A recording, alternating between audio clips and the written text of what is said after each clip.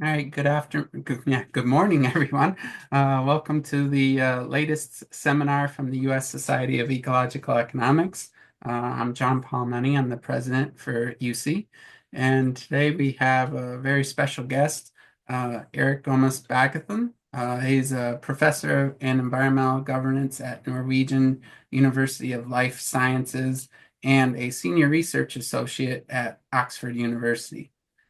He is very well known in ecological economics, as is his work for environmental and sustainability sciences, and he focuses on environmental values and post-growth economics.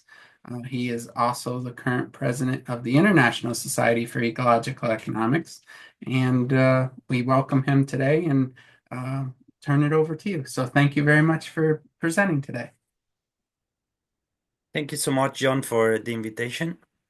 And thank you everyone for coming. And I'm so sorry about the confusion that it has been with the timing. I'm extremely embarrassed. I got a call and I was picking up my daughter in school and I entirely panicked. So it was a 1 hour difference confusion. So I'm so sorry for whatever inconvenience and mess I've created in your schedules. Thank you so much for still being here. I will talk today about rethinking work and working time.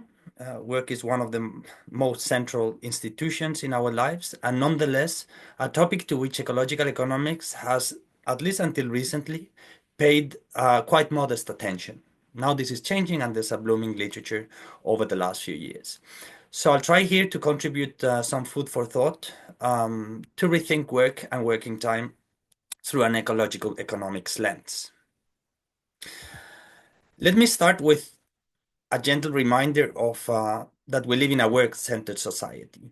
Okay, it's something we tend to take for granted, maybe, but we're the first civilization that instead of making our largest and most magnificent buildings to praise the gods, we are making our highest buildings to fill them up with workers. Uh, Actually, work is apart from sleep, the activity to which we devote most time through our life courses. A healthy person that works between 40 and 50 years over the life course would spend maybe 80 to 90,000 hours at work during his or her life.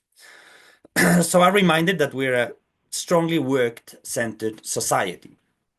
As I said, we often take this for granted, but there has always been a sort of resistance to a critique of the world of the work-centered societies. We find this, for instance, in erudite writing. A classic is The Right to be Lazy by Paul Lafargue in the 19th century, written from jail. Um, Very important book, in my opinion. Hannah Arendt's Vita Activa, a very fresh reflection of what do we devote time through our lives.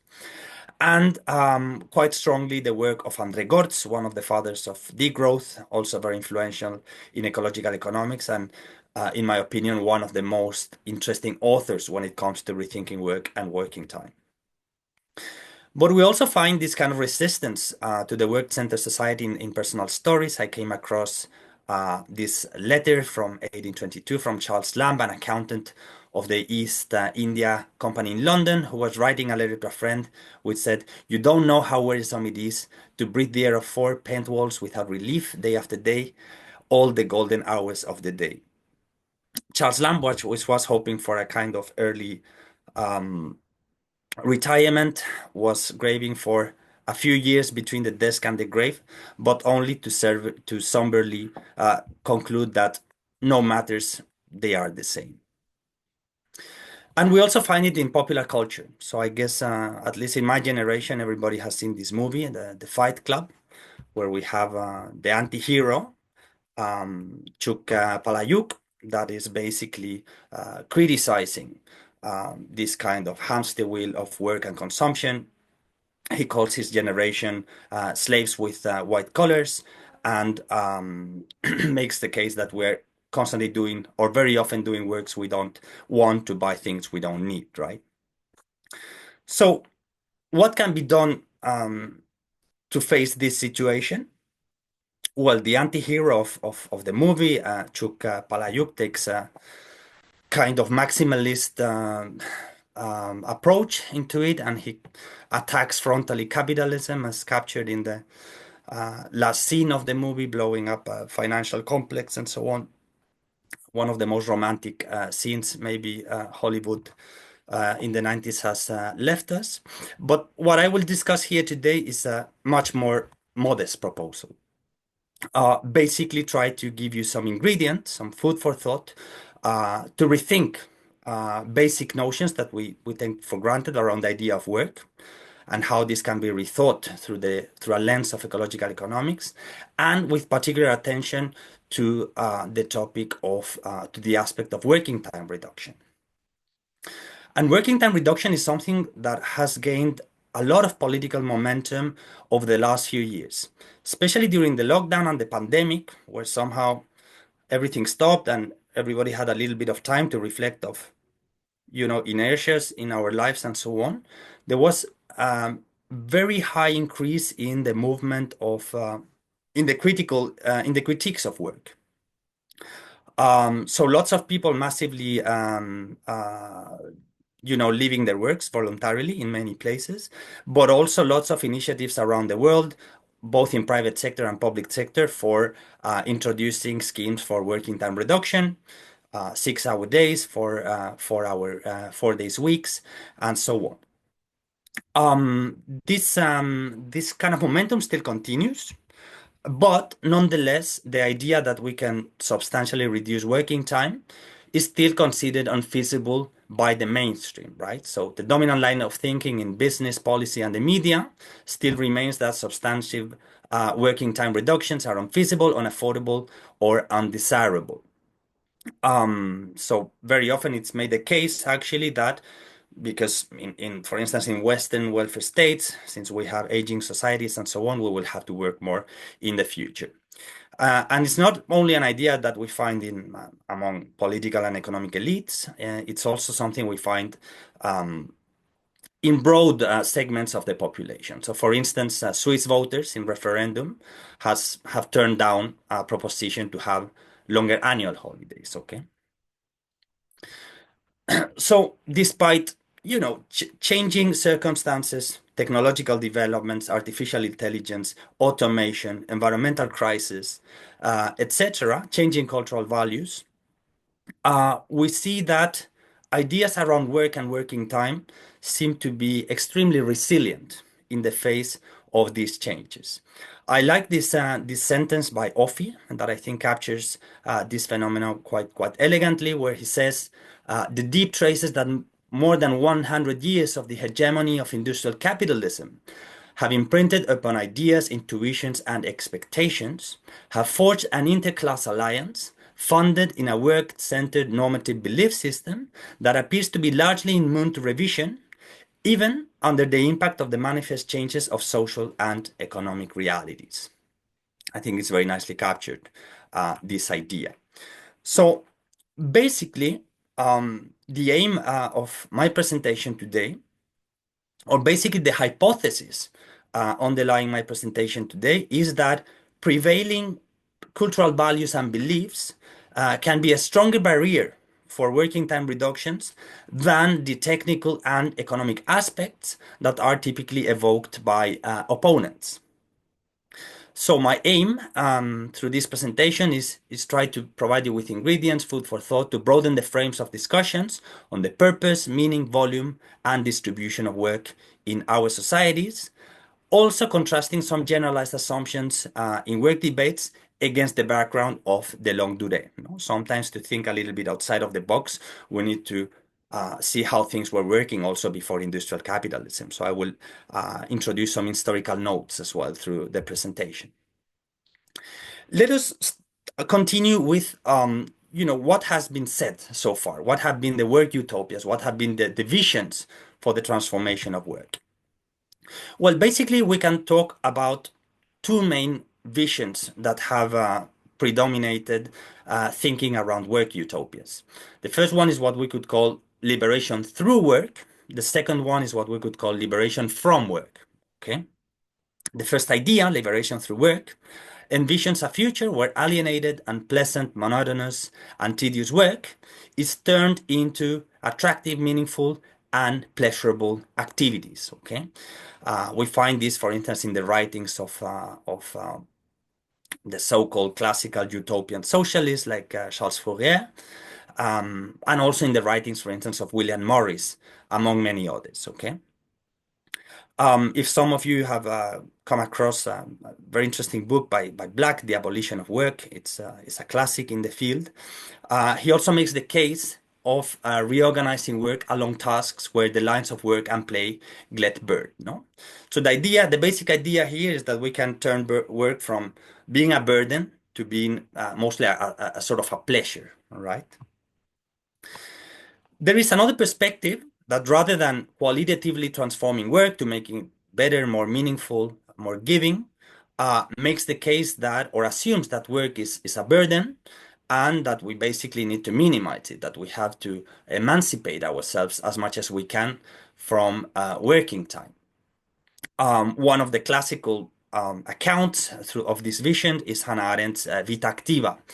Hannah Arendt was making a case that we could reach forms of political organization that would allow us to expand leisure time to conduct better and more meaningful lives. The idea is here we reduce the amount of time we need to cover our basic needs so that we can liberate time for self-development, public life, collective action, political action, and so on. In its most maximalistic version of this vision is the idea of post-work, which basically envisions a future of drastically reduced work through automation. Okay, in its maximalist stance, it aspires to a post-work society where all tedious work is fully automated. So authors like Rifkin have been talking about this for decades, but we also have a whole emerging literature, especially including some Marxist literature, that envisions this future of abundance, automation, and drastically reduced working time.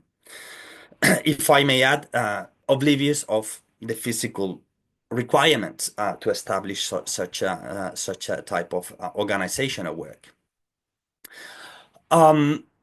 As you shall know, everyone, one of the policy proposals that have been more prominent in the debates about the future of work, and many people believe this is going to be the next big reform of welfare states, is the idea of a universal basic income, okay, where income is decoupled from work, and it envisions a future liberated from compulsory work, where there is no longer misery and where there is more freedom, where work becomes a choice but not a necessity of life. No, there is strong momentum. There is pilot implementations around the world, and interestingly, it's supported across the ideological spectrum. Okay, so we find this idea in the left, in Marxist thinking, and so on, all the way through, Silicon Valley entrepreneurs, even people from the Austrian school of economics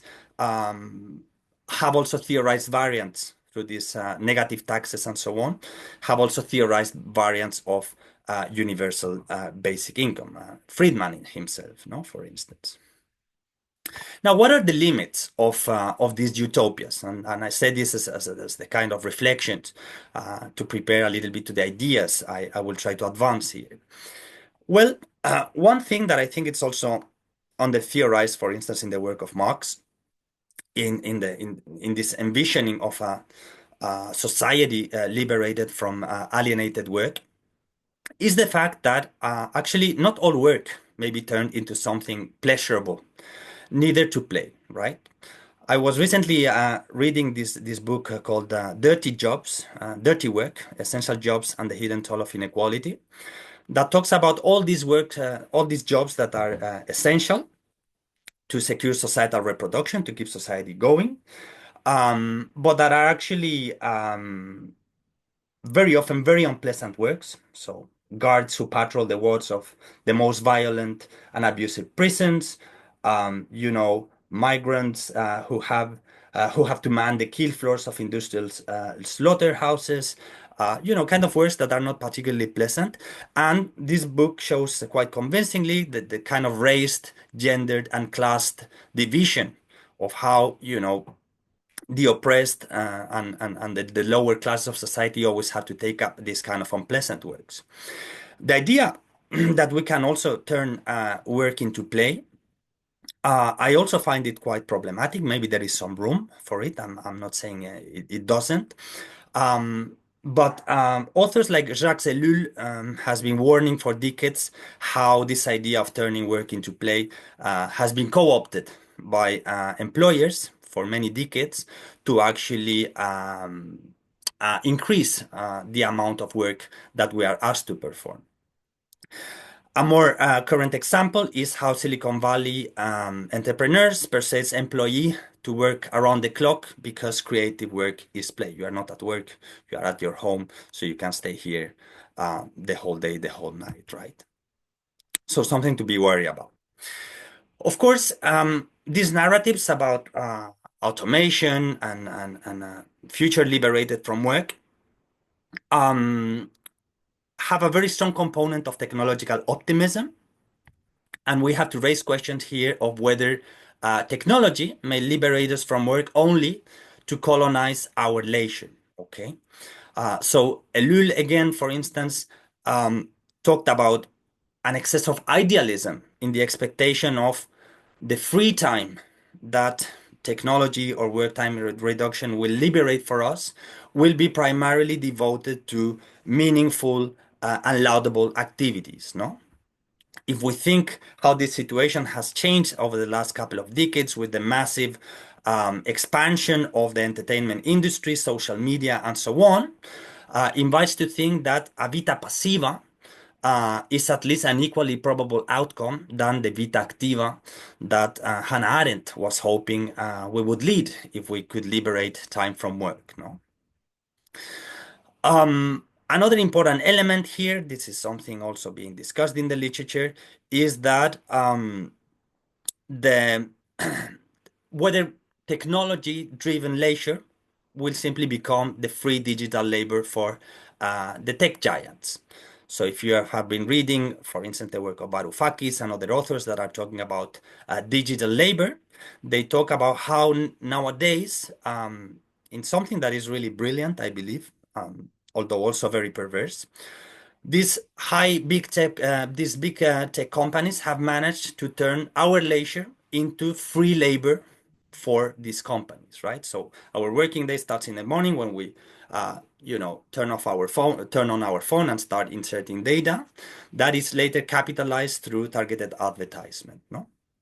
Some people are actually making the case that we should be allowed to claim a dividend for all this work, for this free work we're doing for the tech giants. But another important element here is what are the limits of automation, no? Certainly, there is again a lot of room to play here. Certainly, I believe there is much we can expect from technology in terms of reducing working time, although the historical records are not too motivating, as we shall discuss later. But we must also be aware that the automation of much important work may not be possible or desirable, no?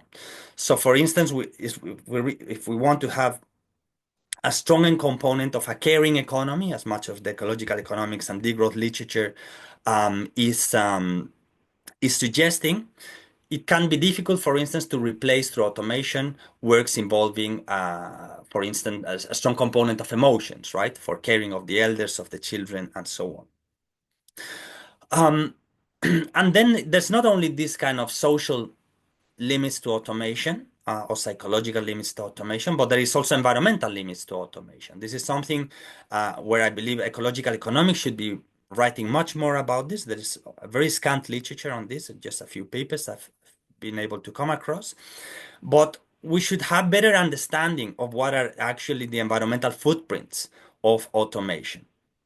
There is quite a bit about, digital currencies and all these things, but it's something we need to understand much better. When it comes to universal basic income, there are also some obvious limits. The ones that opponents are more often are talking about include the problem of incentives. You know, would people still have an incentive to work if you could get money for nothing? Then there's also the problem of the leisure stigma. So many people are saying, well, but you know, how would people be using this money? How would they be using this free time? No, they don't believe it would be a vita activa doing laudable activities and so on. So somehow it's not clear that this free time will be used for these laudable political activities. And of course, there's finally, most importantly, possibly, is the issue of free riding. No, so many people believe that fully decoupling income from contribution is perceived as being unfair.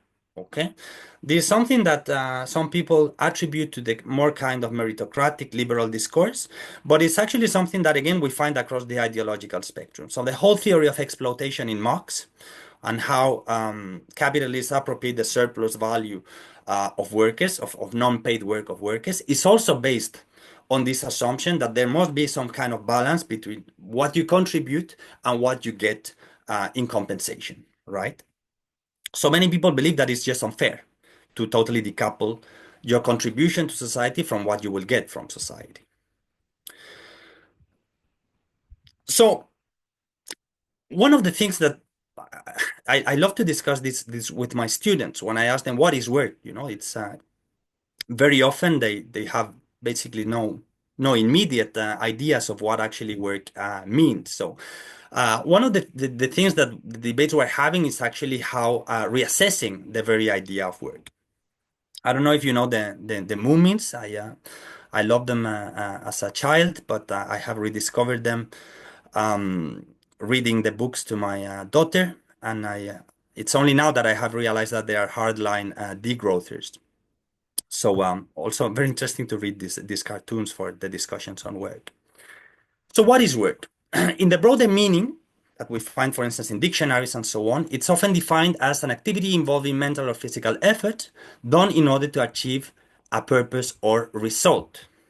But when we look at how the term is used in mainstream policy and economic debates, it has a much narrower meaning, confined to the activities normally recognized by society as worthy of remuneration.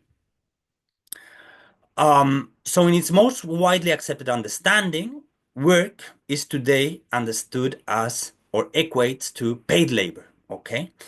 Which obviously excludes voluntary work, household work, care work, and all the categories that the feminist literature often gather through the label of reproductive labor.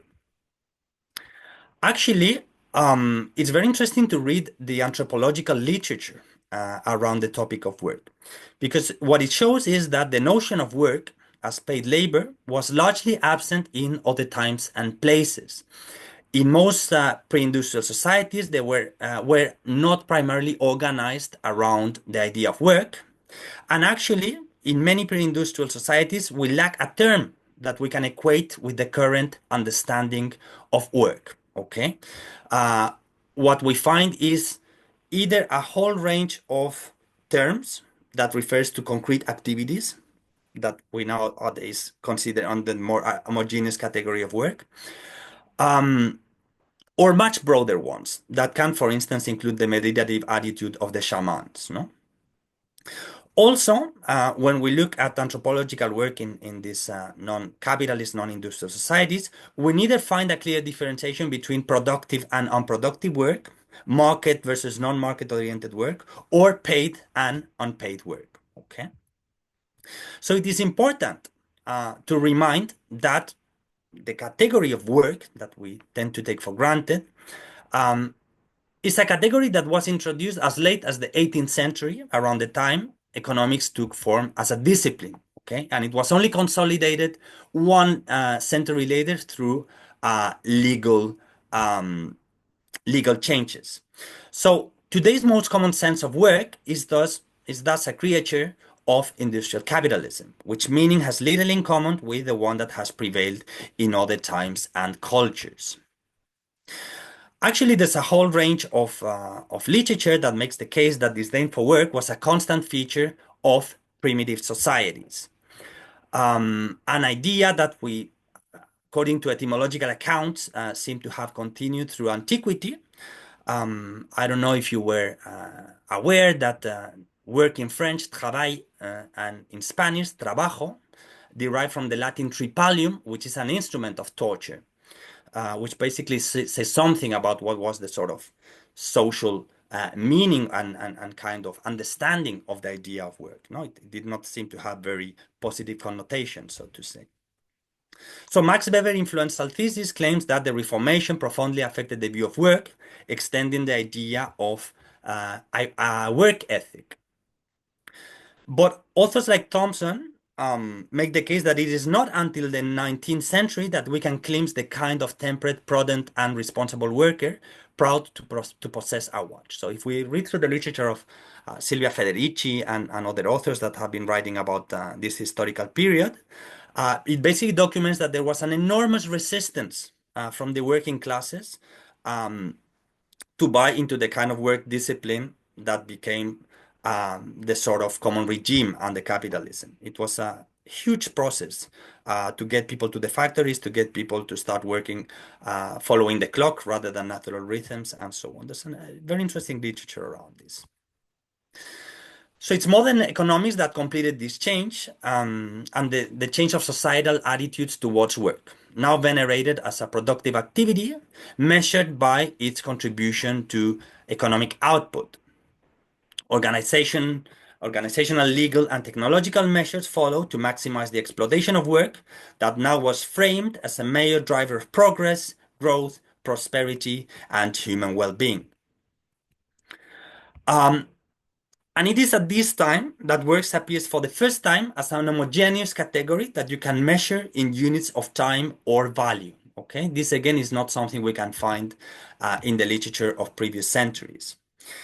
Increasingly as well, work becomes the main marker of status and identity in industrial societies and the most important vector for societal recognition and integration. One thing that I found quite fascinating when reviewing this literature is also how new ideas around work change our perception of the role of technology. So if technology in the past was primarily conceived as a work-saving device, with the establishment of capitalism, this notion was changed more and more to the idea of work as a product expanding device. Okay, this is a very nice old Greece poem by Euthyphros, cited by Marx in Capital, that talks about how they celebrate that. Well, I can read it. It says, "Spare the hands that grinds the corn, miller girls, and softly sleep. The chandelier announced the morn in vain. Let the chandelier announce the morn in vain. Dia has commanded the work of the girls to be done by the nymphs.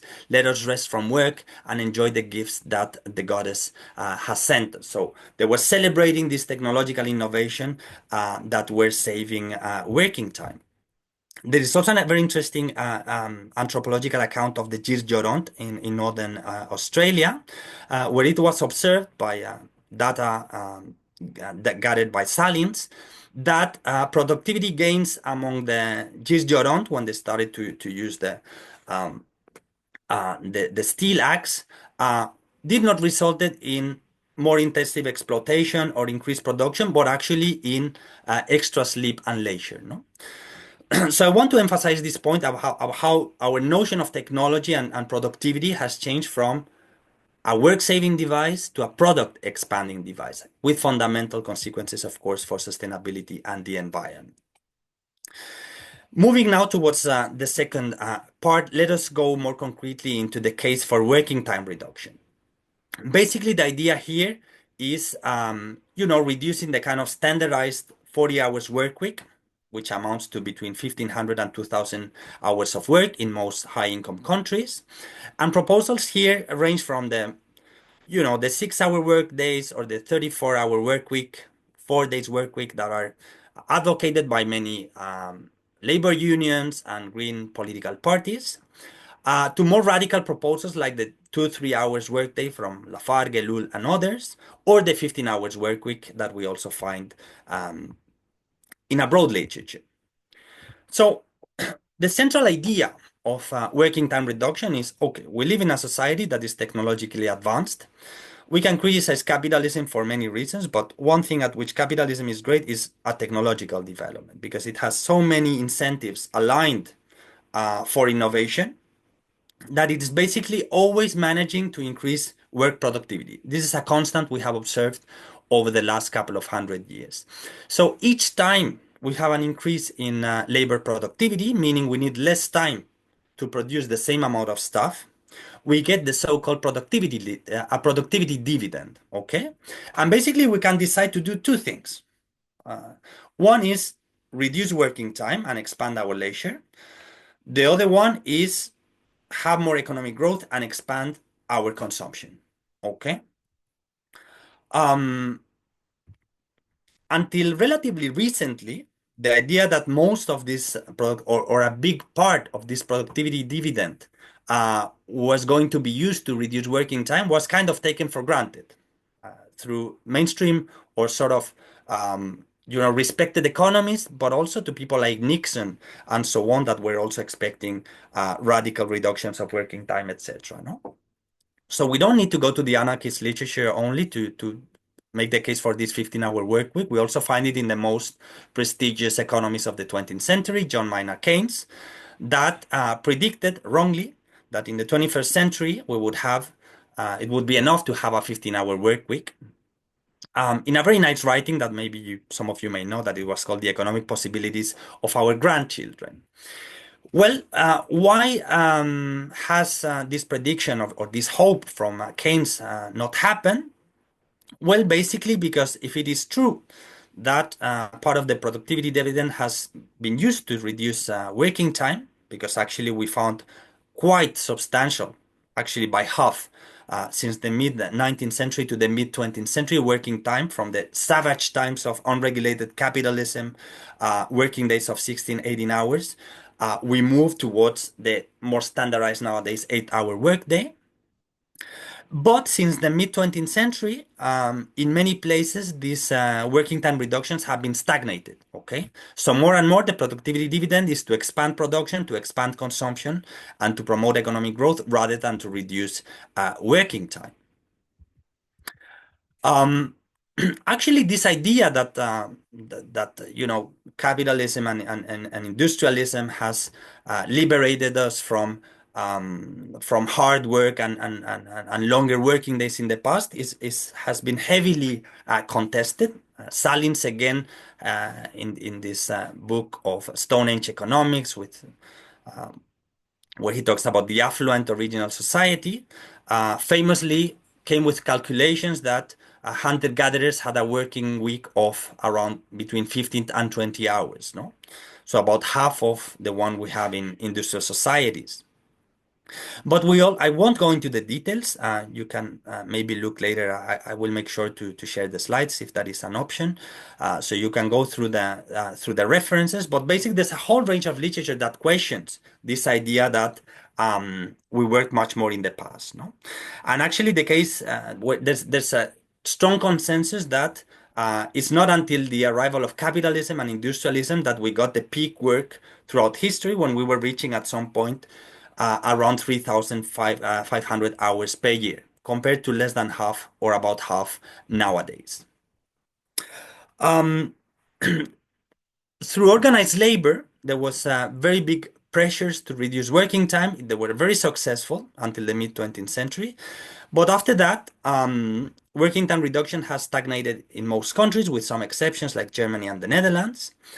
And something that has also been observed is that with the development of information and communication technologies, have managed to blur the lines between work and leisure. And more we have, through these technological devices, working time encroaching into our private life, our homes, our leisure time, and so on. Some authors also have picked up, rescued this notion of shadow work from Ivan Illich, telling us how digitalization has also brought a new type of shadow work and many activities that before we used to pay for other people to do. Now we have to do ourselves through apps and so on, also encroaching in our leisure time. So the case for working time reduction is made on the grounds of three fundamental arguments. The first one is that there is growing empirical evidence that shows that reducing working time can be one of the most effective ways of reducing environmental footprints. The second one is that reduced working time can be a way of countering unemployment or fears for massive unemployment taking place with automation, artificial intelligence, and so on. And the third one is that it can be a way of improving quality of life and the so-called work-life balance, okay? So moving now towards the end, what are the kind of things that we need to think through here? And where I try also to set some kind of research agenda for ecological economics. Well, one of the things we have to look at here is the extent to which working time reductions through technological developments are actually genuine reductions of working time, or rather are outsourcing of work through dynamics of trade, okay? So there is a lot of literature on unequal ecological exchange that shows that the global north, through trade, appropriates massive amounts of working time from the global south. Okay, so one of the things that this is from the thesis of PhD student that I'm supervising, that it's exactly trying to look at how much of these working time reductions are genuine savings of work versus just outsourcing of working time towards southern countries through unequal exchange. I will finish my presentation with a case for the egalitarian sharing of minimal necessary work. Okay? Basically, what is the amount of work that is required to secure the reproduction of society, to fulfill, to cover the basic needs of our society while staying within planetary boundaries? And how can we share this work in a just, in a socially just way? No? The case for equitable sharing of minimal necessary work has a long-standing tradition. There's very interesting writings, for instance, from John Stuart Mill, who was very active in the trying to in the abolition of slavery. And of course, there was a debate. Well, if we do no longer have slaves, who will do this work? No. John Stuart Mill said, in opposition to the gospel of work, I would assert the gospel of leisure, and maintain that human beings cannot raise to the finer attributes of the nature compatibly with a life filled with labor. There is a proportion of work rendered by necessity. There is a portion of work rendered necessary by the fact of each person's existence. No one could exist unless work, to a certain amount, were done either by or for him. Of this, each person is bound in justice to perform his share. Okay? So this is a quite different perspective from the idea of money for nothing, for instance, that we find in proposals like basic income. No, John Stuart Mill says that it's a matter of justice that everyone contributes its share to society.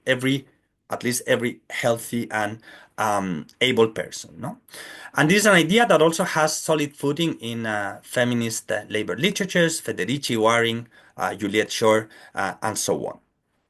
So possibly basic income mobilizes too much this kind of liberal idea of individual freedoms and leaves a little bit apart the question of social justice, redistribution, and a kind of egalitarian or just distribution of work throughout our society.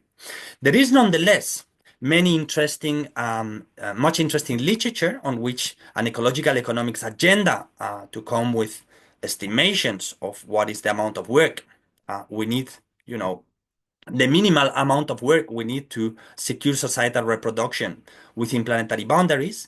A wonderful book that I very strongly recommend is Bellamy's Looking Backward, which is basically written in the late 19th century, and it envisioned a kind of egalitarian society 50 years later, where work would be drastically reduced and so on. We find it in the anarchist literature, in the work, for instance, of Kropotkin, The Conquest of Bread is again a lovely book where he was envisioning um, that if everybody worked some 25 with quite nice calculations done for the information of the time, that if every one of us worked some 25 years with a 4 or 5 workday, we would be able to cover the necessary work for society, and we would be able to devote the other half of the day for our own interests and so on.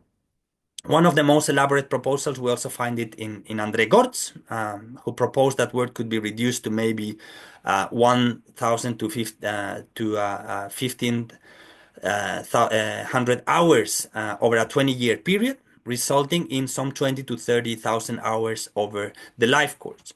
So most of these writings, and this is when work productivity was far less than we have today, basically made the case that we could possibly reduce working time by half or by 2/3 compared to the conventional um, working week. Okay, whether this is ecologically sustainable and so on, this is exactly the kind of and compatible with planetary boundaries uh, and with equal exchange in trade and so on, is the kind of questions ecological economists need to address.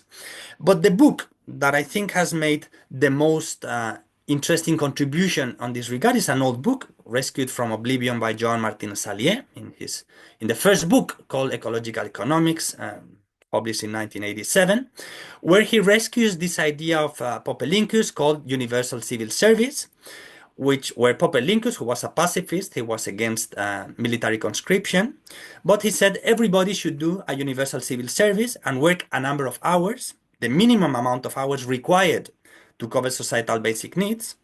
And according to his calculations, it would be enough if at this time, if people worked 35 to hours a week between 7 and 8 years. With this, you would have managed to earn a basic income for life, to lead a frugal life, just to cover your basic needs and so on. And he was thinking of a two-layered societal organization where you had this kind of collectivized part of the economy run by public authorities, where you had to earn your basic income in a few years. This accounting would have to be updated. And then a second layer of the economy, which would be market driven, where people would be able to keep working after they are earning this basic income. People that are interested in earning more or consuming more and so on. No? It's an extremely interesting book, and I think it would be very interesting to look at how this could look like, a proposal of this type could look like today. This is my last slide. Basically, what are some of the advantages I see in this proposition of equitable sharing of minimal necessary work? Well, first, it offers major space for reduction of working time. Secondly, the aspect of time justice, how we distribute time as a fundamental component of justice in our society, becomes central to the whole project. I think one interesting aspect is also that it removes the so-called leisure stigma. Okay, so people are so concerned, well, if you get a basic income and you will be, drinking and just playing PlayStation, that's not what we want to give you money for. Uh, well, the interesting thing here is that since you are not getting money for nothing, you have earned your basic income, possibly you are removing this stigma. We do not question what people that have retired use their leisure time. Okay, nobody questions that. They have done their bit, they decide. So something similar could be expected if people had to earn this basic income with a few years of work. Okay, and then we would also be avoiding the risk of replacing today's dominant work ethics with an equally moralizing leisure ethics where we tell people what they have to do in their free time. Okay, I have done my bit. If I want to lead a frugal life, don't tell me what I have to do with my free time. Okay. It also offers wide scope for reorganizing the paid and non-paid divisions of labor.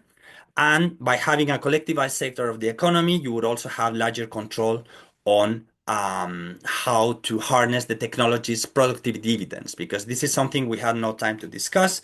But basically, what we have shown, what we have observed throughout history, is that technological developments themselves do not secure in any way working time reductions, because left to the dictates of markets, this working time is reinvested into new economic activities and so on. So technology by its own may not liberate us. We will need some kind of regulatory element on top of it.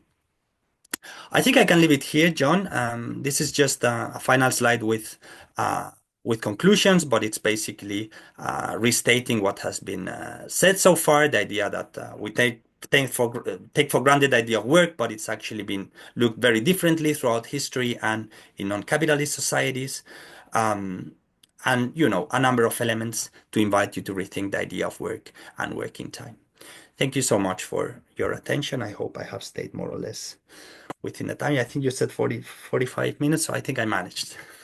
No, thank you. That was a fascinating presentation, very timely considering all the changes that we're going through technologically wise and work wise. So, very fitting. We have plenty of time for comments and questions. We have one in the chat already. Eric had to leave, Eric Nordman, and he says, "Thank you for the I, presentation." I'm still here. Oh, you're here. Go ahead, Eric. Yeah, I'm gonna leave in a minute, but I want just in case I didn't get to it, I just wanted to put it in the chat. But I really enjoyed the presentation.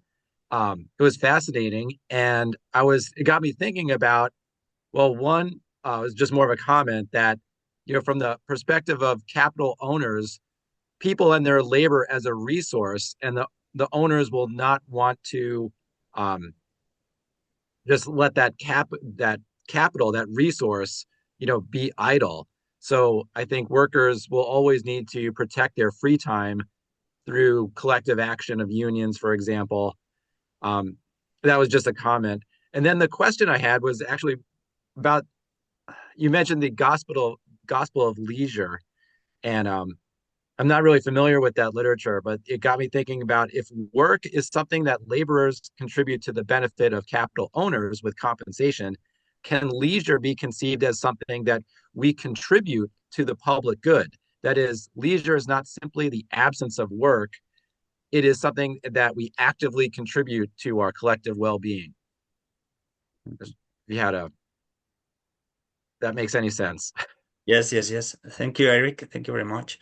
On your first question, this is actually the main aspect I try to emphasize in the conclusion of one of the papers I wrote about that. In the paper where I talked about rethinking work, that is like, we cannot expect that technology itself will, it can be part of the equation. But actually, the period that we have observed the most successful reduction of working time has been the sort of golden era of organized labor, okay, Mm-hmm. between the mid 19th century and the mid 20th century. At this time, it was so. I do not think this is something that capitalists will be willing to give to people. It's something that have to be appropriated, okay. So it was only through this period of organized collective action that we saw these things happening. Um, the for instance, the 8-hour work week was achieved in Spain in around 1920 after a very prolonged and violent strike by the Catalan anarchists that took on for, I think, several months actually. So unfortunately, what we see throughout history is that these things do not come for free. It involves a Mm-hmm. component of struggle. And to your second component, maybe yes. To your second comment, maybe yes. But I guess it also has to do a little bit with the content of that leisure, no? Mm-hmm.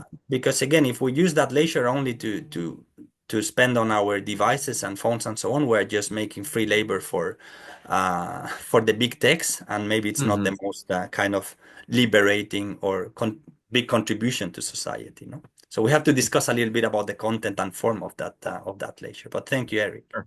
Thank you very much. Really appreciate it. Thank you. Next is Tommaso. Yeah, hi, Eric. I appreciate it very much, your presentation. I'm not very much convinced that through history, the increase in working time occurred with capitalism. Because if you go just in Italy, just 1 century ago, people worked all day for all the week, and kids could not go to work. And I think so my question is, where is energy?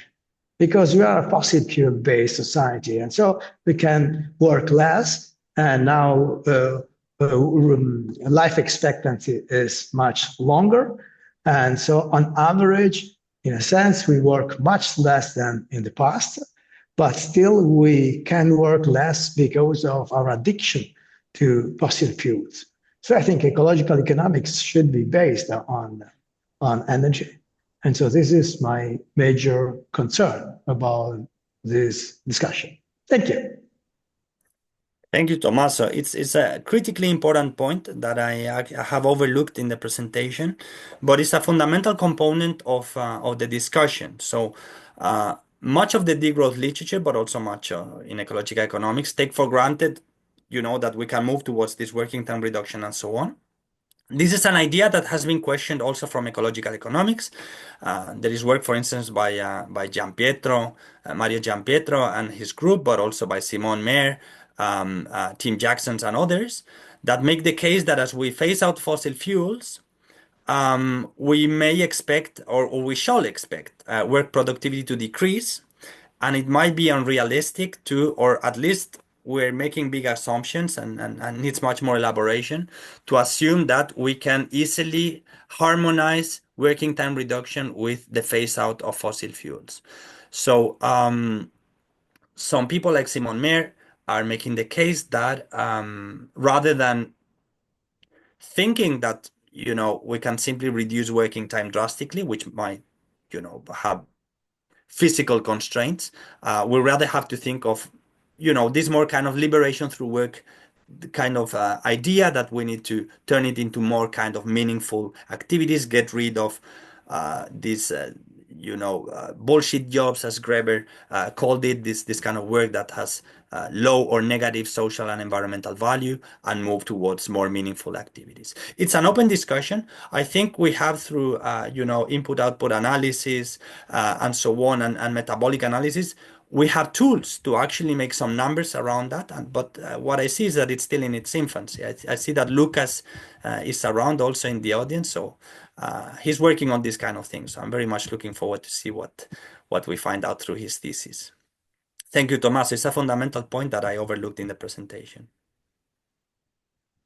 And if I may add, this is something that will be discussed in the conference in Oslo of IC and degrowth this summer. So I'm hoping this point also is addressed. Thank you, Thomas. Next is Inga. Well, actually, one of my comments was exactly the same. This energy issue and whether we need to use more labor-intensive methods in the future and so on. And I would like to add to what you already said, that it would be great if we could better point to some of the bullshit jobs that we need to get rid of. So on the one hand, what is the necessary jobs that we should share and so on? And on the other hand, can we point out what jobs we really think should not be done? Analysis of that would be great. The other comment I would like to make relates to what you said about free riding, and people are annoyed when somebody gets income without contribution. They think this is unfair. I think that we should work hard to make everybody aware that the people who mostly get something without doing anything are the people who get rent. So who get what? Sorry, Inge? Rent, because they have property. Yeah. So I mean, sometimes these ideas about unfairness, they are directed towards the wrong people. So we should also focus a lot on the unfairness related to that people get rent just because they own something. They have not contributed anything. So let's promote that idea even more. Thanks. Thank you, Inge. I can't agree more with your observations. I think you are touching into the fundamental points for the research agenda.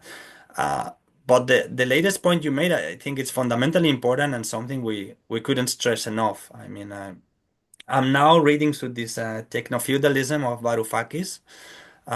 It's very interesting and how we're parasited by this new class of rentiers through the big techs and so on. So we're getting back to rent. Very interestingly, recently I was reading the Grundrisse by Marx, and he has a passage that is astonishing, that he kind of predicts. He predicts a kind of stage of late capitalism where the degree of automation and robotization will be so high that he says labor will no longer explain the creation of value at that stage of capitalism, and we will be back to a kind of rent-based capitalist system. And it's exactly what is happening nowadays. I found this very, very fascinating. So yes, Inge, I can't agree more, and we have to stress that. I think we all want a rent, okay? It's a fair ambition, but let's share it. Not let a few guys appropriate all this rent. Let's find decent ways of having a redistribution of this rent. There's a couple questions by Leah, who's sick, so I'll read it for her. What are your thoughts on work trade? Work trade is defined as a process in which one volunteers their time and labor in exchange for housing and food, often through connections formed on websites such as Workaway or Woof. And then secondly, how do you recommend we overcome the political and cultural barriers to shortening the 40-hour work week in the United States? Mhm. Very good questions. To the first one, it's an old idea. It was mobilized widely by the anarchists and socialists in the 19th century. The idea of banks of time. Proudhon was among the philosophers that was developing these ideas. And the thing is that apparently, these have been schemes that have been re-emerging, blooming, and disappearing throughout history, throughout the last couple of hundred years, maybe before as well. But apparently, so it seems to me, since they have not been sort of scaled up very strongly, and since very often they have been kind of transient, I wonder if there are some issues that makes them vulnerable, that doesn't make them very sort of resilient schemes. But on the other hand, it seems to be an important tool, an important coping mechanism that often emerges in times of crisis, okay, of economic crisis and so on. So I believe there is potential to it, but the fact that it has not kind of, or at least I am not aware of very long-lasting schemes that have been able to be scaled up and so on, make me think that maybe there are some internal limits to the scale at which those schemes can be used. But certainly something that makes sense. And certainly something to keep exploring. Maybe I'm not entirely updated on the scale at which this is actually happening. And well, when it comes to overcome these cultural barriers towards working time reduction, well, this is a matter of creating hegemony around different ideas, just as capitalism, just as it took capitalism 200 years to turn the idea of work as a burden into a virtue. It may take a lot of time also to revert that idea, no? So I guess it's part of, how we communicate, how what we consider work and what we do not consider work, what is good work versus bad work, along the lines that Inge was also commenting before. But I guess, I mean, my feeling is that this process of cultural change are always slow. but then also have some kind of non-linear dynamics. So for instance, during the COVID pandemic and the lockdown, there was a sort of through Reddit and this kind of thing, apparently there was a massive increase in the sort of anti-work community, no? So I think it's a matter of persistently working, changing the kind of hegemonic thinking around it through publications, through talks, through actions, etc. But also these kind of crises are window of opportunity to push to accelerate these kind of cultural changes. My 2 cents, my modest thoughts on it. Alejandro, go ahead. Thank you, John. Thanks, Eric, for your presentation. I was just wondering if you have considered working time from an intergenerational justice perspective. In other words, the more we work, the more we leave for future generations to benefit from, or the inverse. And provided, of course, that institutions are fair, which they aren't necessarily. It's an excellent question. It's something that I have not dived into in any depth, but I know that this is one of the arguments that is very often mobilized in the case for basic income, a universal basic income, because basically they made the case that what we are enjoying today is not only, the fruit, the result of the work from the present generation, but also from the accumulated work, the rent we're getting, the accumulated wealth through lots of previous generations, no? That allow us to get a rent from that work from the past.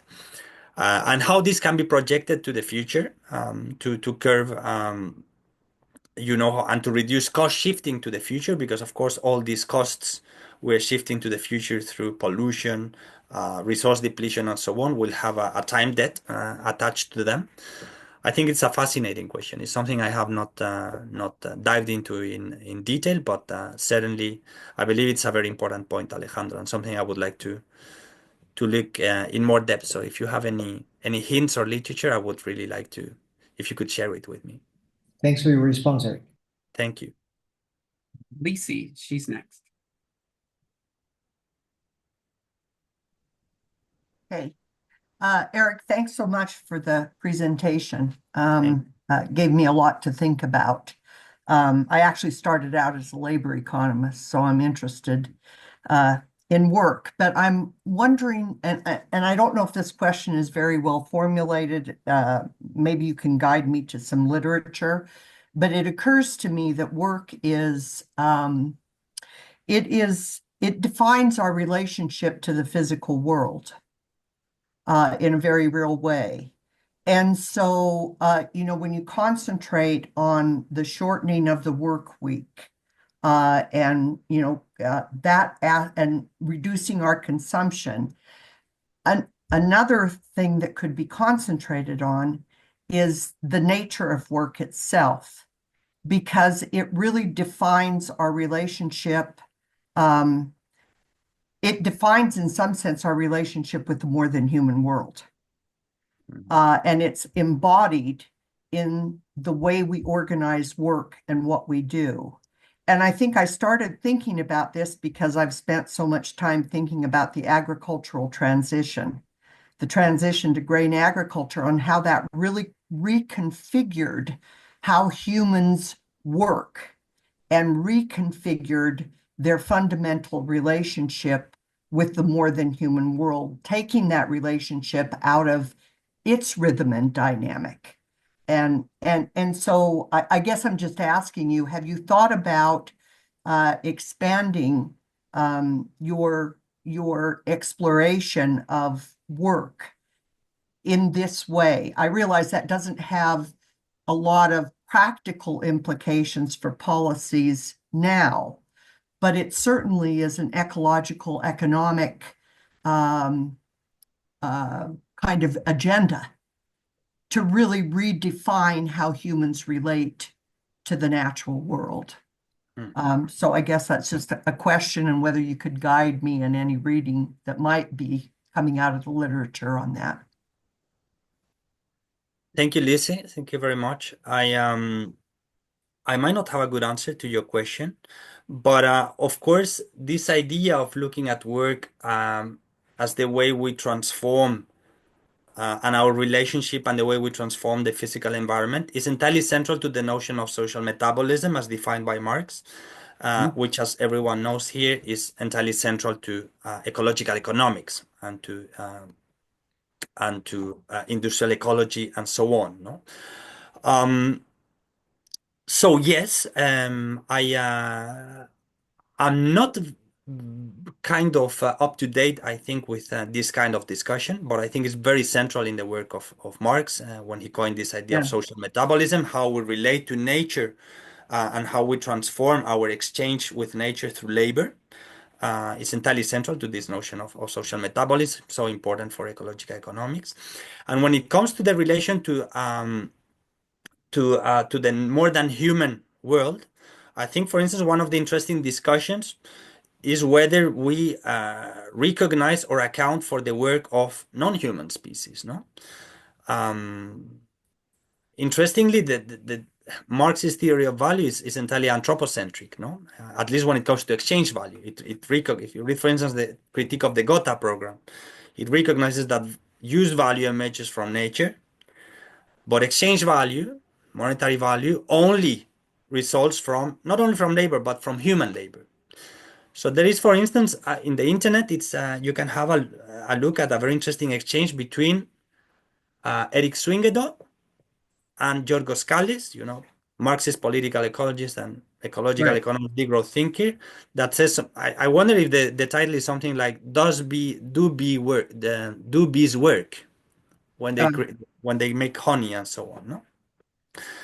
And Marxism has quite often stick to this idea that no, value only emerges from human labor, where ecological economists had always tried to make the case that no, nature is also contributing to the production of value through ecosystem services, through animal labor, through bees, and so on. No, so what are the implications of this now that there is this whole discussion about increasing non-human species into the community of justice and assigning rights to nature and assigning rights to other species and so on? Maybe I'm departing a little bit from your questions, but this is what I put most of my thinking to how to think the question of work in relation to the non-human world. When you read the classical utilitarian philosophers like Bentham, John Stuart Mill, and so on, they thought very thoroughly about whether animals should be granted rights. And a central argument to deny them rights was, you cannot have rights if you have no responsibilities. Okay? But if you think of ecosystem services and animal labor and other kinds of things, you see that, okay, it depends on how you, if you define responsibilities as conscious agency, we go into a more problematic domain. But there are also tools and frameworks to look at, non-human nature is also doing their bit, their contribution to the economy, and maybe this creates a basis to recognize that they are actually doing work that needs some kind of compensation and some attribution of and some concession of rights to non-human species. So I guess this is how far my thinking has gone into this question. But the whole idea of whether the non-humans are working, and if so, what is the kind of compensation that non-human lives deserves in terms of becoming part of the community of justice, getting rights, welfare, and so on. I think it's extremely interesting, something certainly to look at. And again, under-theorized in ecological economics. And I'm thinking more about, or as well about the relationship, not so much whether the non-human world contributes and has value, but how our relationship is articulated with the more than human world, and how that comes to manifest itself and what that says about work. I guess I'm interested in that aspect as well. But thank you very much, Erik. No, thank you. Thank you, Lizzie. And if you can provide me with any guidance or literature on that question, I would be also very interested to explore it further. Okay, good. Thank you. So we are running out of time, but if you would, we'll go with 3 more quick questions. I'll read 2 from chat and then Carrie will be closing it out. So there's a question by Lin Meng. Do you think a time allocation could be a key mediating factor linking the two aspects of when people have shorter working hours, they tend to have more time for other more sustainable activities? Well, this is again an entirely key question, but we have to be careful here. We cannot take for granted that less working time immediately reduced to lower environmental footprints, no? So for instance, if you use your expanded leisure time to convivial activities, to walk in the forest, and so on, obviously, yes, in most likelihood, you will be reducing your environmental footprints. But if you are taking advantage of your 4 days work week to take a flight and fly around Europe to have long weekends, obviously, you will not be reducing your environmental footprint. So there are many types of jobs, and we get back to the question from Inge before about what is the social and ecological value and cost associated to different types of work. So we have very green and very brown jobs, but we also have very green and very brown leisure. Okay, so we cannot simply take for granted that leisure is always less consumptive than work. This is why many people say that if we want to get an environmental dividend out of working time reduction, we will need to include working time reduction in a broader basket in a broader policy mix, no?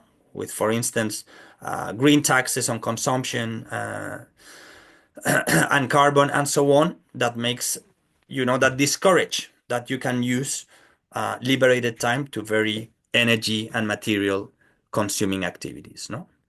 So there is certainly something in it, but again, we cannot just entirely take it for granted. We have to look once more at the content of the actual content of work and leisure, and how we can incentivize, for instance, through economic incentives, or in some cases, maybe even abolish or prohibit certain types of jobs that can be socially damaging. So through regulations.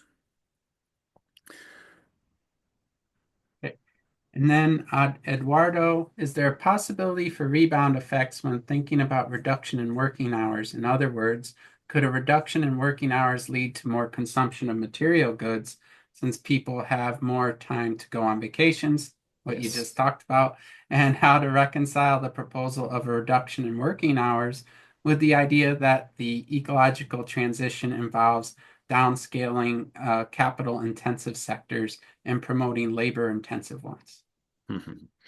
Well, excellent question that delves again into things that have been addressed in the discussion already.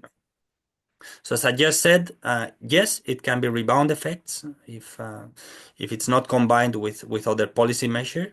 We cannot disregard the scenario that free time from labor goes into very energy and material consuming activities. That can perfectly happen. Although again, we need more empirical analysis to see what are the general trends there. And the second question is again back to what Tommaso brought before. No, is again the question of how realistic is these claims that we can just easily combine phasing out fossil fuels with working time reduction. Again, we need the numbers.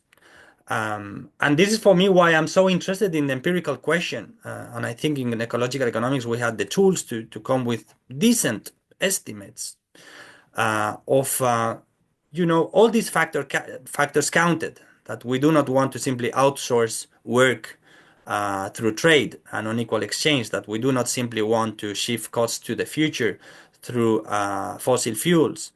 Okay, when we take care of all these aspects, what is the realistic amount of working time we can reduce?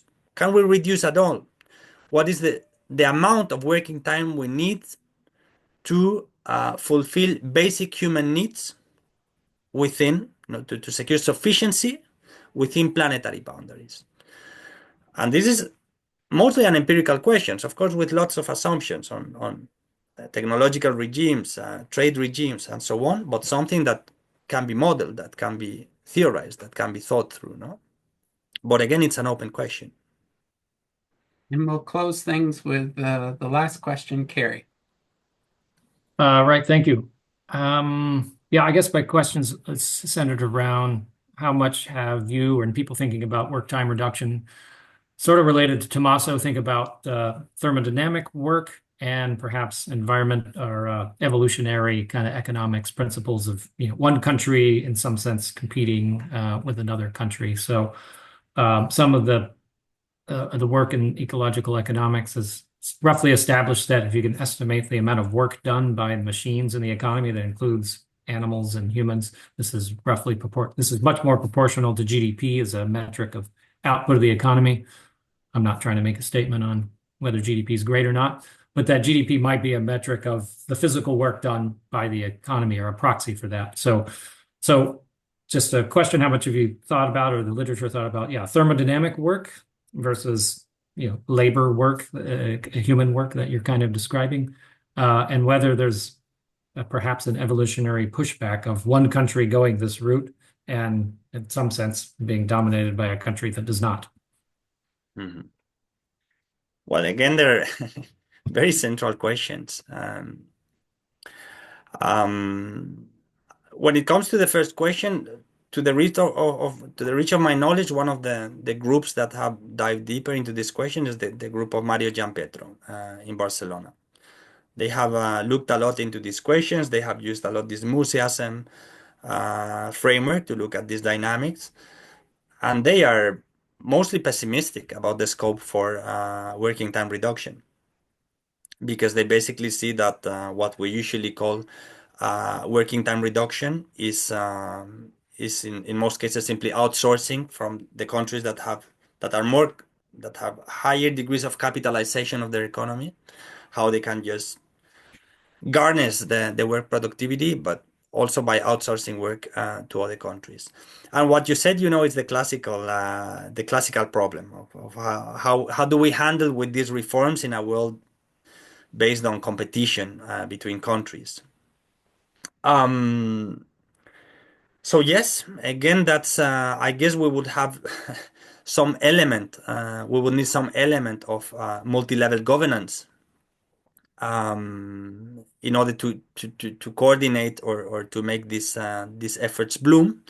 The world is certainly not moving in that direction, but there has been periods of history where things were moving in that direction. No? So, for instance, a century ago, with this idea of international solidarity and cooperation being so central, in collective action and so on, there was a vision to move in that direction. Nowadays, with the times we're living, it sounds almost a little bit naive to talk about these things, no? But for instance, Herman Daly was suggesting these environmental tariffs to protect the economies, not on the same grounds as Trump is using today for Americans first and so on, but in thinking of protecting good environmental legislations. And the same case can be made to protect good labor legislations, no, to buffer a little bit from international dynamics of competition and so on. But I don't have a very good answer to that, Gary. It's obviously a very big problem, and as in most reforms, we try to advance social justice and environmental sustainability. The issue of international competence and how people internalizing these kind of costs can be outcompeted by those that simply outsource those costs is, of course, an eternal problem, an eternal question we have to cope with. So, in my case, I insist, even if it can sound naive and distant in today's reality, the ambition must still be some kind of multi-level governance with a vision of international cooperation. It has happened before, that vision has existed before, and I think it can be retrieved and it can be revived at some point, although it doesn't seem it will happen in the very near future. Thanks. I am working with Michele Manfroni, who was Mario's Giampietro's one of his more recent students on sort of a paper on macroeconomic modeling. So hopefully we'll incorporate work time as how do you answer work time within macroeconomic models. So thanks. Thank you. Thank you, Kerry. All right, so we've gone fairly over, but I didn't want to cut off the discussion and questions. I thought was very good. So I want to thank you, Eric, for first of all, the presentation, and then for the very excellent back and forth, the questions and comments and all that made for an excellent seminar. So I want to thank you so much for taking time out of your schedule to do this for us, and we look forward to seeing you in Oslo.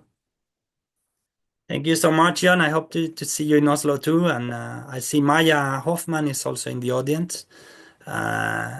She will be in this panel about the future of work in Oslo, but I see also Tommaso and many others that I know are coming. So I really hope to see many of you in Oslo. We're super happy about the response it is taking. And thank you so much again, John, for being so accommodating and so flexible and so understanding about